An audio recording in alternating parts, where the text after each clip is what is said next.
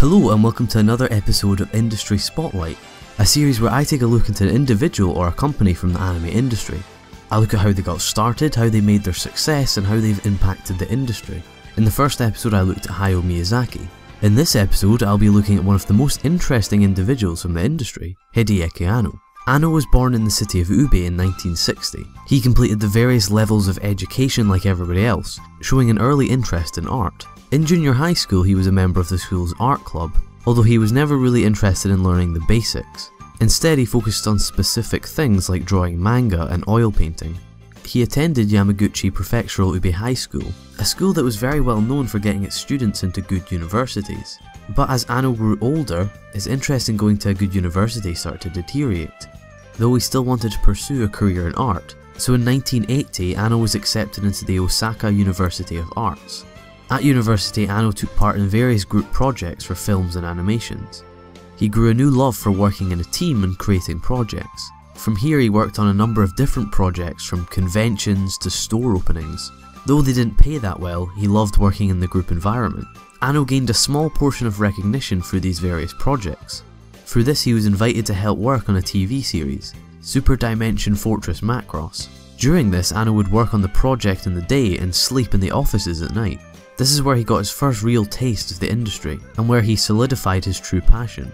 Because of his involvement and devotion to various projects, he neglected his college work. After failing to pay his tuition, he was expelled. This may sound like a setback, but it actually turned out to be very beneficial. Because of this he went to Tokyo to find work. There he was hired by Hayao Miyazaki as a key animator for Nausicaa of the Valley of the Wind. Like his previous projects, he spent all his time at the studio and slept there at night. Miyazaki was very impressed with Anno's work ethic and the quality of his art. After Nausicaa, he worked on the film Macross Do You Remember Love in 1984. During the production of this film, Anno met Shoichi Maso, a key animator of the same age as Anno. Anno then helped him start Studio Gravitron, an independent animation studio. Despite living in the studio, Anno didn't take part in many of the projects, only working when he needed money. He now had a lot of free time on his hands. With his free time he made a lot of new friends in the industry. This was when Anno became one of the founding members of Gainax. It was Anno and a number of his friends that he'd met during his career that gave birth to the studio. The studio's first project was Royal Space Force, a film about space travel. The film took years to make and was released in 1987, 3 years after the studio's birth. The film was positively received by pretty much everybody. Anno worked as the animation director on this film. Anno then took another step back from both Studio Gravitron and Gainax, until he stumbled across the script for an OVA series that had been put on hold due to the lack of a series director. The script moved Anno so much that he decided to take the role of director himself. That series was Gunbuster. Gunbuster was released in 1988 and Anno got his first taste of being a director of a large-scale project. In 1990 he took the director's seat again in the TV series Nadia the Secret of Blue Water. Though Anno loved working on projects, he started to see the bad side of being in the industry. He was almost overwhelmed by the amount of work he was given and annoyed at how the industry ran certain things. Anno fell into a 4-year depression. During this period Anno tried again and again to start new projects, but due to various spells of bad luck, they were all either cancelled or forgotten. As he started to lose hope, he picked up small hobbies such as skiing and scuba diving to keep him from going insane. Then, after talking with some higher-ups, they agreed on Anno to make his own, instantly greenlit original TV show.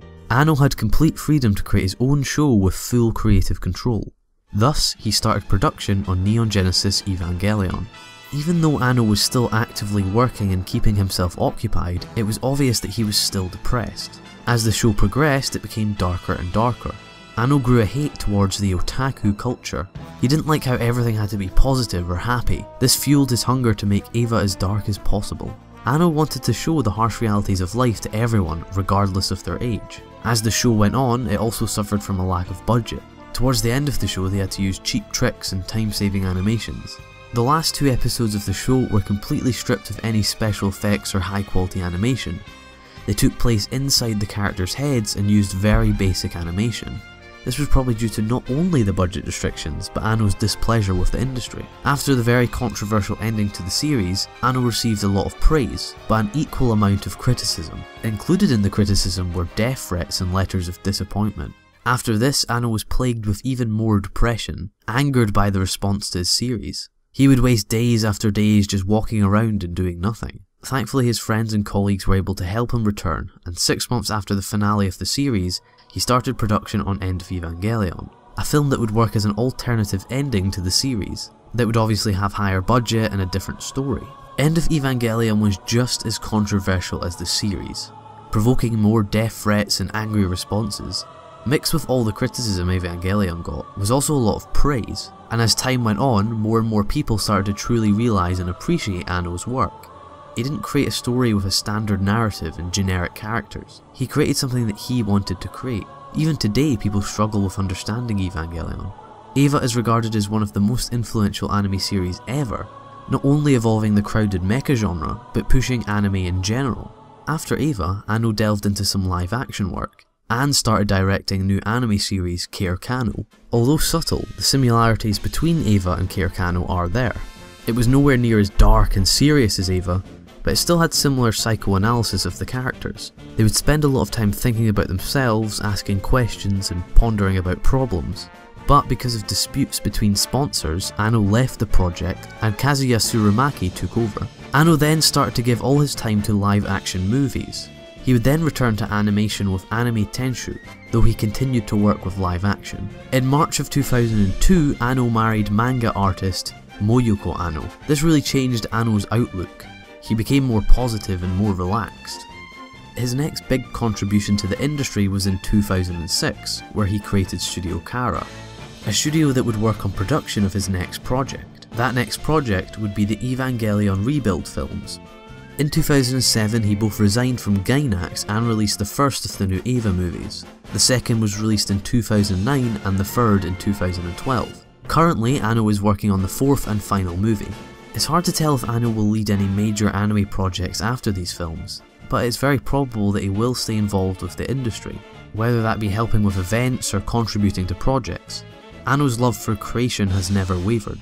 Anno's list of work might not be as long as other people's, but his contribution certainly doesn't lack. He created one of the most influential anime series of all time, and is still contributing to the industry immensely.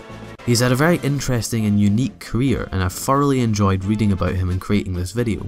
If you want to watch my industry spotlight on colleague and good friend of Anno's, Hayao Miyazaki, you can click on the screen. If you did enjoy this video, it would be very much appreciated if you could leave a like and share it around. You can also click subscribe if you want to watch more anime related videos. Thank you very much for watching.